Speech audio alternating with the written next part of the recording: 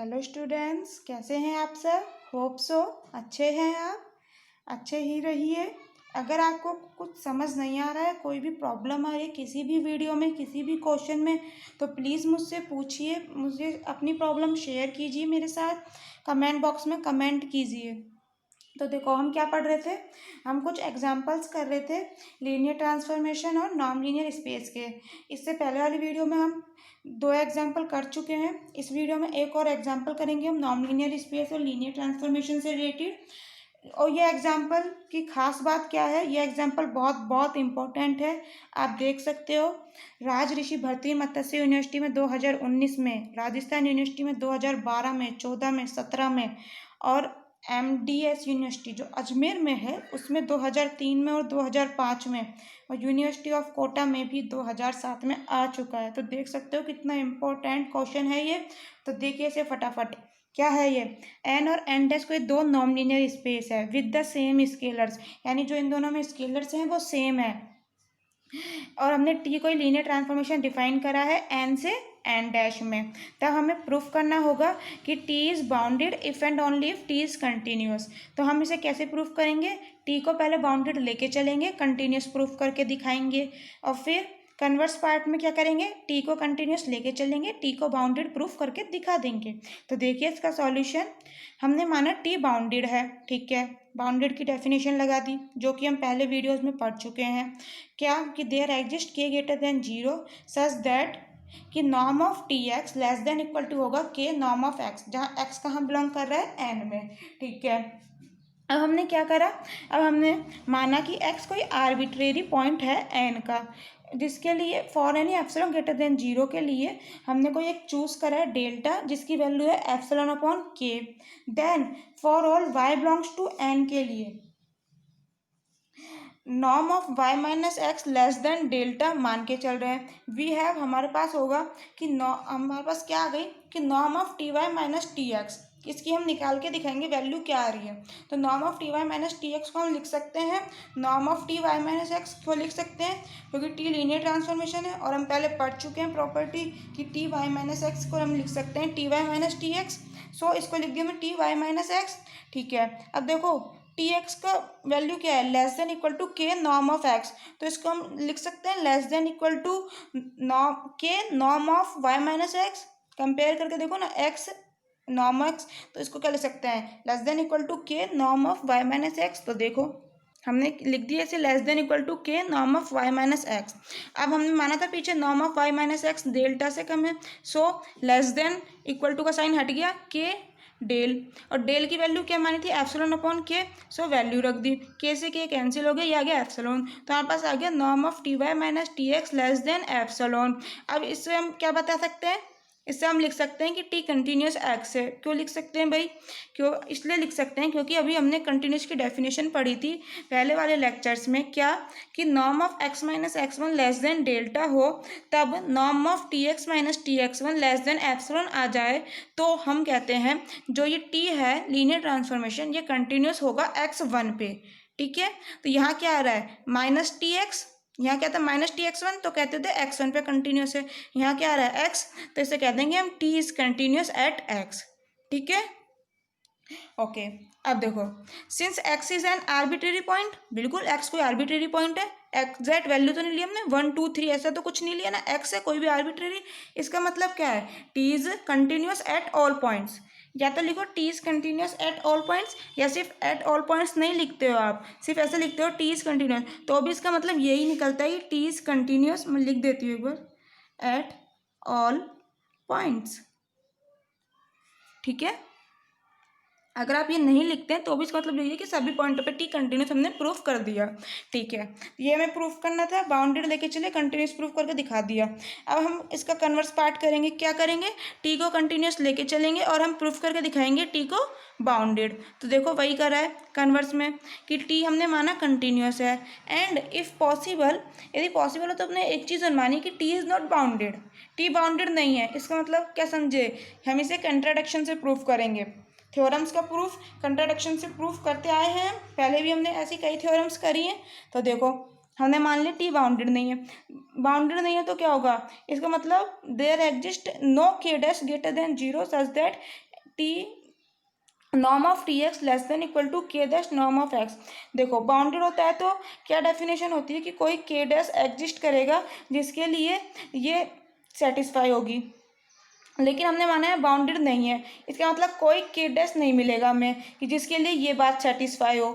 ठीक है, इसका मतलब क्या है, hence for is positive integer n, इसका मतलब है कि एक पॉजिटिव इंटीजर एन के लिए ऐसा कुछ मिलेगा, हम फाइंड कर सकते हैं कि we can find X N belongs to N such that कि norm of T x N greater than N norm of x N. जब ऐसा नहीं मिलेगा कि टी एक्स के लिए लेस देन इक्वल टू वाली बात फॉलो नहीं होगी, है ना, यही तो कह रहे हैं हम कि कोई के डैश नहीं मिलेगा, यानी कि ये फॉलो नहीं होगी बात। जब लेस देन इक्वल टू वाली नहीं होगी तो कुछ तो होगी, तो ग्रेटर देन वाली होगी। तो इसका मतलब यहाँ हमने माना कि कोई एक्स एन मिलेगा और एन में, और कोई पॉजिटिव इंटीजर होगा एन जिसके लिए ग्रेटर देन आएगा, यानी कि norm of T x N greater than N norm of x n. अब 1 नॉर्म एक्स एन को इधर ले आए हम, इसका डिवाइड कर दिया, so 1 n norm x n norm of T x N greater than 1 हो गया। ठीक है, अब देखो एक हमने प्रॉपर्टी पढ़ी थी नॉर्म की कि norm of alpha x equal to होता है mod of alpha and norm of x, यानी कि मल्टीप्लाई में mod of alpha norm of x. तो देखो एन क्या है, कोई भी वैल्यू है, कोई भी स्केलर है, कोई भी कांस्टेंट है, और नॉर्म भी कोई भी कांस्टेंट होता है, कोई भी स्केलर होता है, यानी कि तुम इसको नॉर्म के अंदर ले सकते हो। यानी कि अगले स्टेप में हम क्या लिखेंगे कि norm of T x N upon N norm of x n. तो देखो यही लिखा है, norm of T x N upon N norm of x N greater than 1, ये प्रॉपर्टी जो मैंने अभी आपको बताई थी। सो नॉर्म ऑफ टी, अब देखो इसको हम नीचे वाले पार्ट को जो कि कांस्टेंट है, कि स्केलर है, टी के भी अंदर ले जा सकते हैं। क्यों ले जा सकते हैं, ये लीनियर ट्रांसफॉर्मेशन की प्रॉपर्टी से क्या होती है कि T alpha x equal to होता है अल्फा टी एक्स, यानी कि अल्फा टी से बाहर आ जाता है एज इट इज। सो इसको हम एज इट इज बाहर ले सकते हैं n norm of x n को, तो यही ऊपर वाला स्टेप बन जाएगा, इसलिए टी के अंदर ले गए इसको। ठीक है, अब हमने माना X N upon N norm of x N Y N के बराबर है कोई, देखो ये रहा Y N equal to X N upon N norm of x N. So यहाँ गया norm of T Y N greater than equal to 1। ठीक है, इसको बोले इक्वेशन 2। और एक बार नॉर्म ऑफ वाई एन और निकालो, नॉर्म ऑफ वाई एन क्या होगा, norm of x N, N पे तो नॉर्म लगेगा नहीं, कोई भी स्केलर है, और नॉर्म ऑफ एक्स एन पहले से ही कांस्टेंट है तो इस पर भी नॉर्म नहीं लगेगा। सो ये क्या है 1 अपॉन एन, और जब एन इन्फिनिटी की ओर टेंड करेगा तो ये किसकी ओर करेगा, 1 अपॉन एन जीरो की ओर। ये मैं आपको पहले भी समझा चुकी हूँ कैसे करता है पहले वाली वीडियोज़ में। अगर आपने नहीं देखी है, अगर कोई नया आया है तो प्लीज़ उन्हें देखिए, आपको समझ आएगा क्लियरली। सो हमारा क्या आ गया कि ये 10 to 0, यानी कि norm of Y N zero की ओर टेंड कर रहा है। So norm of Y N 10 to 0, इसका मतलब क्या है नॉर्म की प्रॉपर्टी से कि वाई एन जीरो की ओर टेंड करेगा, ये भी हम पहले पढ़ चुके हैं कि नॉर्म अगर जीरो की ओर टेंड करता है तो अंदर वाला पार्ट भी जीरो की ओर टेंड करता है।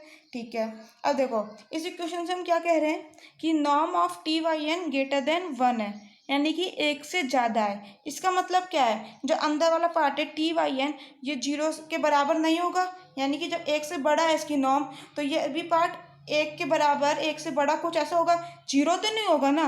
तो बस यही बोला हमने कि T Y n not 10 to 0। ठीक है, सब चीज़ों को याद रखते हुए चलना, इनको ही हम याद रखते हुए देखो प्रूफ करेंगे।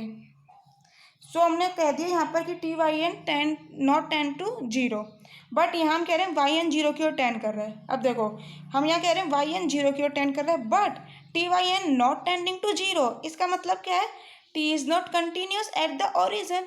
क्यों, और इसका मतलब होता क्या है कि अगर ऐसा प्रूफ कर देते हैं हम कि वाई एन जीरो की ओर टेंड कर रहा है और फिर टी वाई एन भी जीरो की ओर टेंड करा देते हैं, तो इसका मतलब होता है, सोचो हम पहले वाली वीडियोस में देख चुके हैं, पढ़ चुके हैं क्या, कि इसका मतलब है कि टी जो है वो ओरिजिन पे कंटिन्यूस है। ठीक है, बट हम यहाँ कह रहे हैं ये जीरो की ओर टेंड नहीं कर रहा है, ये कर रहा है, इसका मतलब T is not continuous at the origin which is a contradiction to our assumption. क्यों, हमने माना था कि टी कंटिन्यूस है, यही तो हम मान के चल रहे हैं कि टी कंटिन्यूस है, और प्रूफ करेंगे टी बाउंडेड हो, तो ये हमारे एजम्पशन की वो एजम्पशन के विपरीत हो गया, कंट्राडिक्शन आ गया हमारा। क्यों, क्योंकि ये बात जो मैंने बताई आपको लिखी है कि we know if T is continuous then T is continuous at the origin. ठीक है, टी को हम मान के चल रहे हैं ना कंटिन्यूस है, और लेकिन इसका मतलब क्या होगा कि टी कंटिन्यूस है ओरिजिन पे भी, बट यहाँ हम कह रहे हैं टी कंटिन्यूस नहीं है ओरिजिन पे, क्योंकि हमें इससे दिख रहा है जो हमने प्रूफ करा है। इसका मतलब क्या है, जो हमने माना था ना कि टी इज़ नॉट बाउंडेड, इसका मतलब वो हमने गलत माना था। कंट्राडिक्शन से ऐसे ही प्रूफ करते हैं हम। तो इसका मतलब क्या हो जाएगा, hence T is bounded. Clear. देखो ये पार्ट थोड़ा सा अलग लग रहा होगा आपको कि समझ नहीं आया, आप प्लीज़ खुद सोच के देखिए, और अगर फिर भी कुछ प्रॉब्लम आ रही तो मेरे से कुछ पूछ लीजिए, कमेंट बॉक्स में कुछ भी पूछ लीजिए, और नहीं तो मैं आपको सजेस्ट करूँगी 2 बार या 3 बार प्लीज़ इस पार्ट को देखिए वीडियो को, क्योंकि ये थोड़ा सा है टिपिकल, हल्का सा लग रहा होगा आपको। ठीक है, थैंक यू सो मच। अगर आपको पसंद आ गया हो तो प्लीज़ लाइक कर दीजिए, सब्सक्राइब कर दीजिए। Thank you so much. एक और एग्जाम्पल देखिए, ये भी अच्छा एग्जाम्पल है। राजस्थान यूनिवर्सिटी में तो ये आया भी हुआ है 2017 और 2018 में। क्या है ये एग्जाम्पल कि एन और एन डैश कोई दो नॉन लीनियर स्पेस है विद द सेम स्केलर्स। वही बात जो अभी तक हम पढ़ते आ रहे हैं कि स्केलर सेम रहेंगे। टी कोई लीनियर ट्रांसफॉर्मेशन डिफाइन किया है एन से एन डैश में, तब जो ये कंडीशन लिखी है हमने 3, ये इक्वलेंट होंगी। इक्वलेंट का मतलब क्या होता है कि ए से बी को और बी से ए को हम प्रूफ कर सकते हैं, बी से सी को और सी को बी से हम प्रूफ कर सकते हैं। ठीक है, यानी कि अगर आपके एग्जाम में आ जाता है, नेट में कई बार ऐसा क्वेश्चन आया है कि if T is continuous at the point of n, if t is continuous at a point of n then t is bounded or not। तो आपको याद रखो ये इक्वलेंट कंडीशन है तीनों, तो यानी कि इसमें क्या करोगे, t is yes bounded। Equivalent का मतलब यही होता है कि ये तीनों इक्वलेंट है, यानी इससे ये ए से बी, बी से सी, सी से बी, सी से ए, बी से सी, कुछ भी ये तीनों इक्वलेंट है, आ सकता है। देखो इसका प्रूफ हम पहले कर चुके हैं। देखो आपको पहले आप एक बार क्वेश्चन कर लो, बताते हैं। इस टी इज कंटिन्यूस, इसका मतलब जो भी बताया था मैंने कि T is continuous at all points. ऐसे लिखो सिंपल, टी इज कंटिन्यूस, या फिर ऐसे लिखो कि टी सभी पॉइंटों पे कंटिन्यूस है, एक ही बात है। और एक और सी, टी इज बाउंडेड। तो देखो अभी हमने 4 एग्जाम्पल किए हैं, हमारी जो प्रीवियस वीडियोस हैं उसमें कुल मिलाकर हमने 4 एग्जाम्पल किए हैं। उन चारों एग्जाम्पलों में ही इस एग्जाम्पल का प्रूफ है। देखो मैंने लिख दिया है, अगर फिर भी आपसे नहीं हो रहा है तो मुझसे पूछ लेना। ए से बी वाला पार्ट हम कैसे प्रूफ करेंगे, रिप्रोड्यूस द प्रूफ और एग्जाम्पल सेकंड। जो भी हमने एग्जाम्पल सेकंड किया था ना इससे पहले वाली वीडियोस में, वो वाला एग्जाम्पल कंप्लीट उस एग्जाम्पल कंप्लीट प्रूफ इसमें लिख दीजिएगा जब ए से बी प्रूफ करो। ठीक है, और फिर प्रूफ करना होगा बी से ए, उसका प्रूफ क्या होगा, देखो बी से ए, यानी कि बी का क्या मतलब है, टी इज कंटिन्यूस, यानी हम मान के चल रहे हैं कि टी कंटिन्यूस है सभी पॉइंटों पर। ठीक है, हम कह रहे हैं टी कंटिन्यूस है सभी पॉइंटों पे, इसका मतलब क्या है, it is continuous at each point of n. बिल्कुल, कह तो रहे हैं कि कंटिन्यूस है सभी पॉइंटों पर, यानी कि एन के प्रत्येक पॉइंट पर कंटिन्यूस है। ठीक है, तो इसका मतलब क्या है, then surely T is continuous at a point of n. हम कह रहे हैं सभी पॉइंटों पे है, तो एट अ पॉइंट एक पॉइंट पे तो है ही ना, नॉर्मल सी बात है। ठीक है, तो ये हो गया बी से ए का प्रूफ। ये बहुत इजी प्रूफ है, सिंपल सा छोटा सा। ठीक है, तो ए से बी और बी से ए वाला हमने प्रूफ कर दिया। अब आता है बी से सी वाला। तो देखो बी से सी वाले में क्या करना है, अभी हमने एग्जाम्पल किया है थर्ड एग्जाम्पल का as it is proof B से सी में छाप दो, बोलते हैं ना छापना, तो उसे बिल्कुल एज इट इज इसमें लिख लो, उसमें यही प्रूफ आएगा बी से सी में, क्योंकि बी से सी में हमने यही प्रूफ करा है कि T is continuous if and only if T is bounded. तो सेम एज इट इज ये दो, ऐसा नहीं है कि अलग अलग करना है, इसमें दोनों को एक साथ हो जाएगा। इफ एंड ओनली इफ वाला ही केस करा था हमने एग्जाम्पल 3 में। ठीक है, okay, thank you so much.